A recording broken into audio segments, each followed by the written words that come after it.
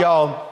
So when I was in Jamaica, going through, I call it shredding, shedding, and cleansing process, and I was walking along the beach. I said, you know what? I want us to focus on this new you in 2023. But I didn't want to do it the usual way where typically they'll have like all the fitness people. So I said, I want to have fitness folks, I want to have dietitians, I want to have different individuals. And so this week we had, of course, Jim Jones on the show. We had, of course, we had him talking about kicking this thing off on Tuesday. Terry Starks was here, doctor was here last night. Talking about in terms of how we do our diet. And so tonight had to hit my homegirl, JJ Smith. I have not, so I think the last time I talked to JJ when I was at my TV One show, and of course she used to be here in DC, then she moved out to LA, and so she's been hanging out in the City of Angels. She of course is the author of the 10-day green smoothie cleanse, was a major bestseller. Come on, no, she holding a different book, y'all, come to me. Come to me. That's a different book. She's holding the keto. Now, give me camera 7. Give me camera 7. So this is the 10-day green smoothie cleanse book. And then, of course, she had green smoothies for life, this book right here. And then she had the keto cleanse. And so I want to go here because, JJ, when we first had you on, again, I ain't no vegetable person. So let's just be real clear. I cannot stand. Look, my daddy's watching. I could not stand damn vegetables growing up. I can't. What about which one am I on, y'all? I'm on 1 to 7. Come on, which one? Collard greens. Thank you very much. Okay, no, it's okay. So I couldn't stand. JJ couldn't stand it. I mean, we would have vegetable week, and I said, if this man give another damn vegetable, it's gonna drive me crazy. And it really was. And when you first came on, I was like, Lord, if she come with this green juice, I'm gonna cut somebody out. But it really was a way for me to still do vegetables, but in a different way. Right. So Roland, I have a question for you. Yep. You mean to tell me you didn't grow up with collard greens, fatback? Don't like them. That is. No, okay, JJ. You don't eat collard greens. JJ, let me explain something to you. I can't stand, okay, I'm gonna explain to you why I can't stand no damn collard greens. I can't stand no damn mustard greens. I can't stand no damn beets. I can't stand none of that. Because Miss Elkins, who was our babysitter, they always had that, and they were in the kitchen. And I could not stand the damn smell of that. If I don't like the smell, I ain't eating it. I couldn't stand the smell of that. So I was 4 or 5. I'm like, hell no, I ain't eating that. I can't stand none of that. Look, I remember we had a standoff. Me and my dad had a standoff at OK Corral. I want another piece of chicken. He said, you better finish them peas. I'm like, I ain't eating these peas. And so he was like, never mind. And he was like, well, we ain't leaving this table. You ain't getting no chicken till you finish these peas. I was like, well, hell, I guess we're going to be here all damn night. And so we sat there, and I'm talking about it went almost 2-3 hours. Now, my daddy, look, he worked the late shift. I used to stay up late watching TV. I knew I was going to outlast him. And so and he was like, put this damn food up and go to bed. I ain't eat them peas. I can't stand no peas. I can't stand no broccoli. Don't give me no damn asparagus. My wife fixed some Brussels sprouts. They stink damn near like chitlins. Oh, Lord. So I have limited vegetables that I like. So doing the green smoothie cleanse really made it possible for me to actually do it, to tolerate some vegetables. But I can't stand most of them. And don't come to me with no squash and none of that crap. I can't deal with it. And I know he's going to send me a text in a minute, but he know I don't eat none of them damn vegetables. I eat 3 vegetables. Green beans, but they got to be the crunchy ones with olive oil and garlic, cabbage, okra. That's it. We moving on. You know what?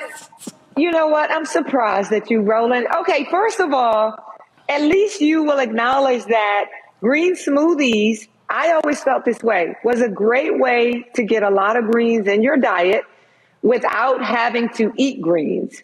And I'm just surprised that you didn't grow up. I grew up on collard greens. And no, baby. They ate them. Even my string beans, like even if I make string beans now. JJ, let me help you. They ate them. I was a holdout. But listen. If you never had green beans with a little garlic, with a little onion, with a little butter, with a little broth, and some turkey sausage, I did then that. you're missing out. It is no smell involved. I did all that. I can't stand them soul food green beans. I can't. Okay? Well, I like my green beans made one damn way. That's it. If they ain't made that way, I ain't eating them. I'm real clear on what I like and what I don't like. I ain't confused. I ain't confused. I see. And so we got some for you then. This is not dependent on you eating a lot of greens. We trying to get a slimmer waistline in 2023. So we're not gonna worry about you eating greens. We're gonna make sure that everybody has the best opportunity to get a slimmer waistline, because what people have to understand is how much belly fat you have is an indicator of early death. And in our community, Roland, we lead in high cholesterol and diabetes and high blood pressure. And if we just change the way we eat, we can change those numbers. So we're going to be eating good, and we're going to really decrease the risk of heart disease and other diseases that are associated with us not being in good health. So how are you doing that with this? Because what you about to start? What is it on Monday? This 30-day belly challenge? Yes, Monday. So on Monday, January 16th, we're doing JJ's 30-day flat belly challenge. And one of the things is, if I said, okay, I'm most committed to helping people that look like me take back control of their health and their weight. And I think because belly fat is an indicator of early death, if we really have a weight loss program that targets belly fat, then you're in a position to not only get healthy, to not only slim your waistline, but also increase your lifespan and really have longevity. And that was my goal. And the beautiful thing about this, it's not a smoothie program. We eat good, right? Okay, hold on. Now, when you say we eat good, I need you to define good, because your good and Reese's good and Erica and Greg's good could be a whole lot different. Everybody's a little different. Everybody's good ain't good. First of all, let me say this. My family's from Macon, Georgia. So when I say we eat good, I just get some props alone from my family being from Macon, because if they're from Macon, they know what eating good is. But what I'm saying is, you don't have to detox and only drink smoothies for 30 days. We're eating some very unique foods. We have like this Asian... First of all, Henry missed it. Eric was over there snapping her fingers like she was over there having Mardi Gras when you were hollering about Macon, Georgia. Oh, hey, Macon, Georgia. I know Henry was a little slow over there with the switch, but go on right ahead. Yeah. Finish your point, JJ. Okay, so what I'm saying is, we're going to be eating like chicken, and we have like this BBQ Chicken foil pack, which is a healthier way to eat barbecue chicken. We got chicken meatballs. We got Asian stuffed peppers. We got salmon. Like, we have regular foods made very soulful. See, the important thing is, I designed the recipes with 2 chefs, and it's great that it's healthy, but if it don't taste like, make me step back and be like, bam, it's not going to work. I really need food to move me in a way. You're right. I love to eat. I love for food to feel good. You're right. So we needed a healthy weight loss plan where the recipes were soulful and they tasted good. All right. And that's what we've designed. JJ, hold on one second. I got to go to a break. We come back. Okay. We're going to talk more about this 30-day plan in this so-called good food. Then I got questions from Erica, Greg, and Reese about that. My daddy going to text me talking about, boy, you still know what you're missing. Yes, I do. Yeah, he might be right, Roland. I know, I'm good. He might be right. I'm good. You can keep them damn greens and them asparagus and squash. And all of, let me tell you, some people put their foot in them greens. And then all of some people put their foot in them greens. Well, they take their damn foot out. And all them damn beans we had to eat growing up. It was every damn bean known to man in our house. I'm like, I'm sick of looking at bags of beans. All right, let me go to a break. We'll be right back on Roland Martin. I'm having damn PTSD, traumatic flashback. JJ Smith, author of the 10-day green smoothie cleanse, green smoothies for life. She's talking about her 30-day belly challenge. So before we went to the break, you were saying that this is not all about, it's not all smoothies. And so what are we talking about here? How many meals, for your plan, how many meals is important to get in? We had Terry Starks on last night. He says 5 meals, watching your portions is critical, eating every 3 hours. He said, as opposed to how some people try to starve themselves to death. What about you? Right. Well, I would agree that starving yourself is not the way to lose weight and get healthy.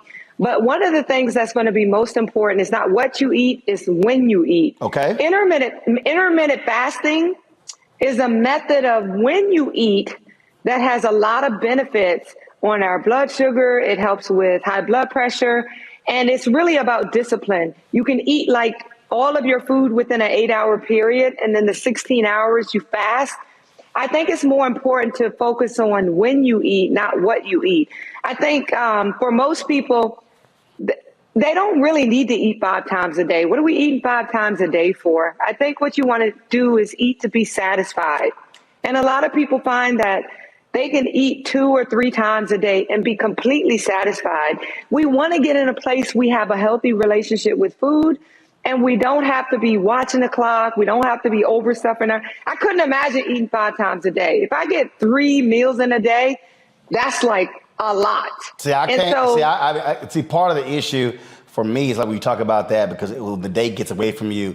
It was like yesterday we were talking. Gets busy. And Carol was like, "Oh, I hadn't eaten all day." I'm like, "Girl, what the hell wrong with you?" I mean, you do have to eat, and you got to provide fuel. You got to eat to your body. Let's go with our questions. We're gonna go to your Georgia homegirl first. Erica, go ahead.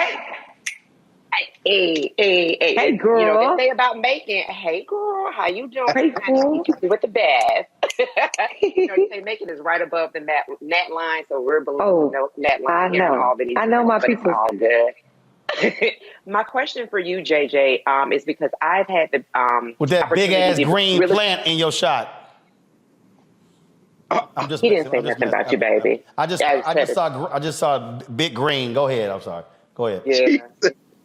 You mean it, baby. But so was really curious around when you talk about the belly fat, and I'm glad that you're drawing attention to it, not just to have a flat belly, but like the health implications of carrying around that additional fat, or what they may call trunk, if you go and get measured to work with a personal trainer. So could you talk a little bit more around, because you know, we hear the fun things about dad bods and just being yourself. Oh my God. Love and embrace all of that. But can you really talk about the serious health implications of that visceral fat, what it's indicating? Yes. And some things that people can be walking into to help live healthier lives. I don't know. You probably can't see this, right? We see it. Okay. Mm-hmm.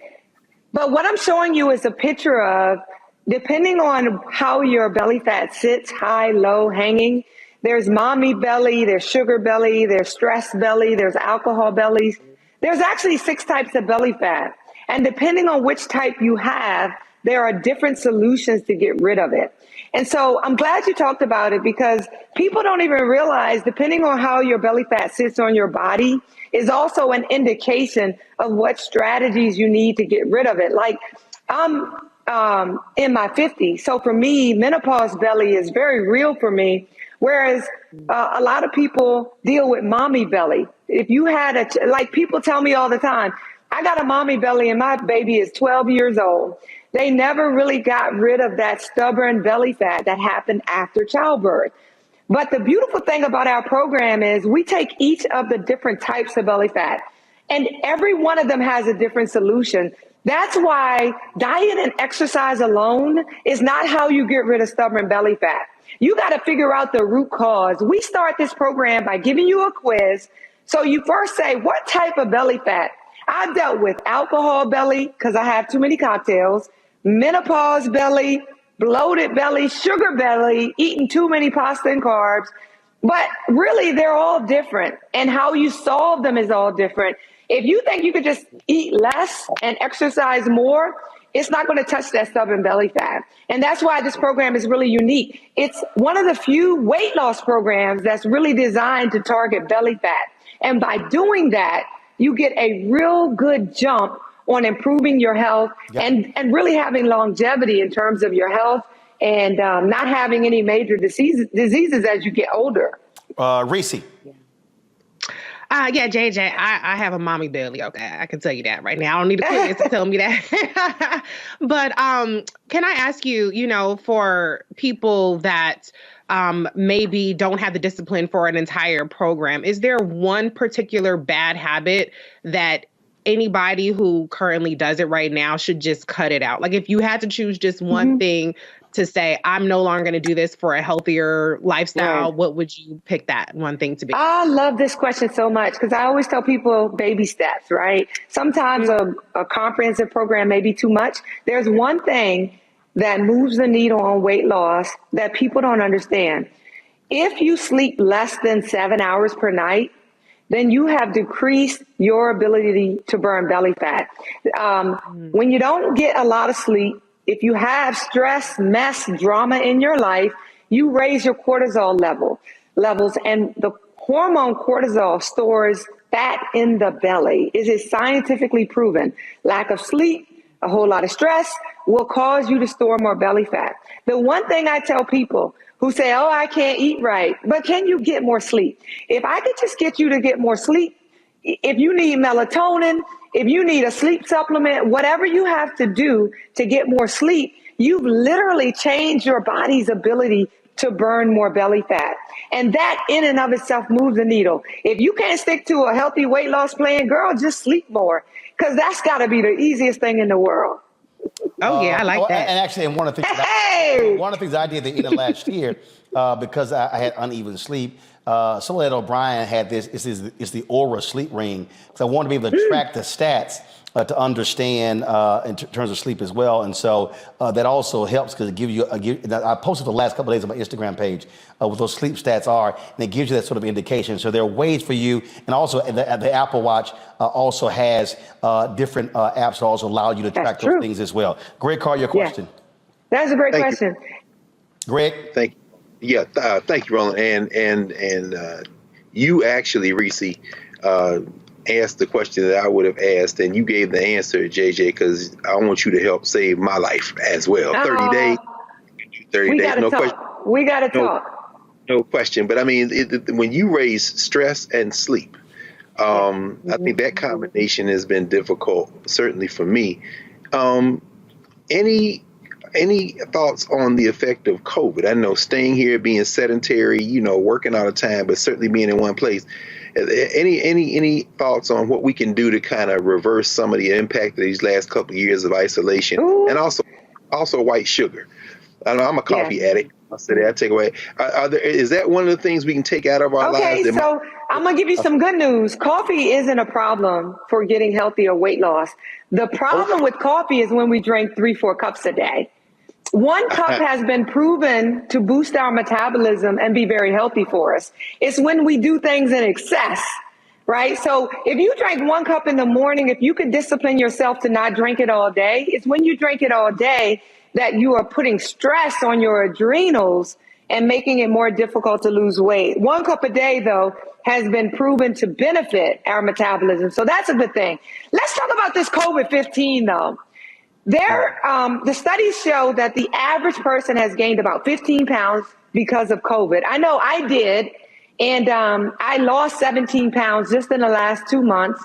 But really, for me, it was more like, okay, we're about to come out of COVID. Let me get myself together because I don't. Look, it was literally like, we're about to go outside, okay? They lifting all the COVID over. I'm about to be outside. I got to get myself right. I don't want to be in a position where I feel tired. Let me tell you, it's not even a vanity thing. My energy level, my mental, when I get brain fog and I don't feel sharp and I don't feel energetic and I have low motivation, that bothers me more than my weight. Because for me to be most productive, I got to be sharp. I'm an author. I've written 7 books. And if I struggle to write 1 paragraph, that's my first indication that my health is falling off. I can look in the mirror and be bigger, but what is my mentally? What am I feeling like? So a lot of people are dealing with the COVID-19, and we have to address that. But guess what? A lot of people dealing with the COVID-19, I know for myself, emotionally, we have struggled for the last few years with COVID. The isolation, the exclusion, the depression, the loneliness. I have never felt more lonely in my entire life. It don't matter how many followers you have. I got about 30 seconds left to sign up for the Belly Challenge. Where do we go? Oh, go to jjsmithonline.com. And you'll see a big banner that tells you can sign up here. Okay. Sign up. It's going to be fun. It's January 16th. You got a whole week to get this up. MLK Day. So January 16th. Absolutely. That's when it begins, the 30-day challenge. And so Yes. JJ Smith, we certainly appreciate it. Folks, you can go to her website to get more information. Always a pleasure to have you on. I'll see you next month when I'm in LA for the Image Awards.